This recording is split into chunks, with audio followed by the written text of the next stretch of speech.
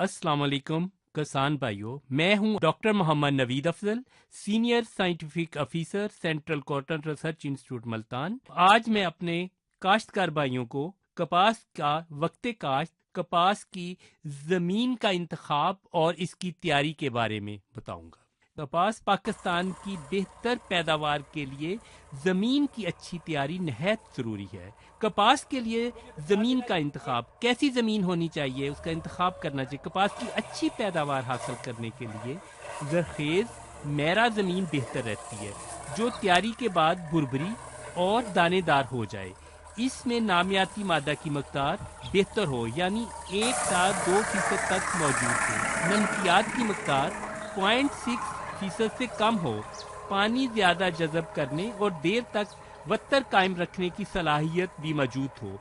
24 से 36 घंटे तक पानी जज़ब कर लेना चाहिए इसको। ज़मीन की निचली सतह सख्त ना हो, ताकि पौधे की जड़ों को नीचे और अतराफ से फैलने में दुश्वारी ना आए। इसलिए ज़मीन की तैयारी के लिए गहरा हल चलाएं और ज़मीन की हमवारी बजरिया लेज़र करें, ताकि अगाव बेहतर हो सके, पौधे की जड़ें आसानी से गहराई तक जा सकें और वत्तर देर तक कायम रहे, क्योंकि कपास की जड़ें 4 से 6 फुट तक जा सकती हैं। कपास की काश्त, हमारा मरकज़ी इलाका मुल्तान है, यानी कि जिसमें कपास काश्त की जाती है, और इसमें ज़्यादातर गंदम के बाद कपास काश्त की जाती है। मैं आपको गंदम के बाद कपास के लिए ज़मीन की तैयारी के बाद बताता हूँ। कपास की काश्त ज़्यादातर गंदम के बाद की जाती है। अगर गंदम की कटाई कंबाइन हार्वेस्टर के साथ की गई हो, स्लैशर के साथ नाड़ कुतरकर ज़मीन में मिला दें और इसके बाद डिस्क हैरो के साथ नाड़ और मुड छोटे छोटे टुकड़ों में तकसीम करके ज़मीन में शामिल कर दें।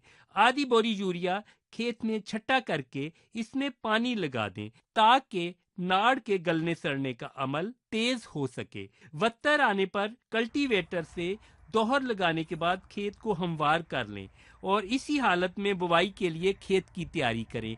अगर आपने ड्रिल से काश्त करना है, अगर आपने बेड एंड फरो में काश्त करनी है, तो उसका आप ऐसे करेंगे कि आपको ज़मीन को छोड़ देंगे। जिस टाइम आपने बेड एंड फरो पे काश्त करनी होगी, काश्त करनी होगी, आप बेड एंड फरो बना लेंगे। ये बेड एंड फरो मेथड हमारे अदारे सेंट्रल कॉटन रिसर्च इंस्टीट्यूट के एग्रोनॉमी सेक्शन ने ही मुतारफ़ करवाया था, और अब जो 90% लोग कपास बेड एंड फरो पे ही काश्त करते हैं। और इसके लिए जो वक्ते काश्त है कपास के लिए, वो 1 अप्रैल ता 31 मई है। देर से काश्त की गई फसल पर वायरस का शदीद हमला होता है और पैदावार में कमी होती है। इसीलिए जितनी मुमकिन हो सके जल्द काश्त की जाए। और बीज का इंतखाब, और बीज का इंतखाब आपने कैसे करना है? बीज सिर्फ आपने काबिल एतमाद ज़राए से ही हासिल करें। मंजूर शुदा अक़साम का मियारी, तंदुरुस्त, खालस और बीमारियों से पाक बीज इस्तेमाल करना चाहिए।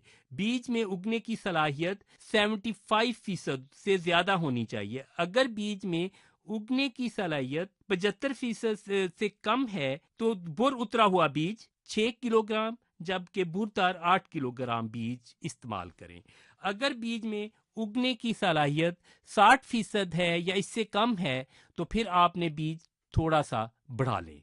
अगर आपके पास देखें कि 90% है इसका फीसद अगाव, तो फिर आप करेंगे बेड एंड फरो के लिए आप 4 kg, और अगर आपने ड्रिल में काश्त करनी है तो उसके लिए आप 8 kg करेंगे। और इसी तरह अगर इसका है 75% है, तो फिर आप इसके लिए कर लेंगे 4.5 किलो बेड एंड फरो के लिए, और 9 किलो कर लेंगे आप ड्रिल में काश्त करने के लिए। और अगर इसका 60% है तो आप खेलियों पर काश्त करने के लिए करेंगे 5 किलो, और ड्रिल से काश्त करने के लिए 10 किलो करेंगे।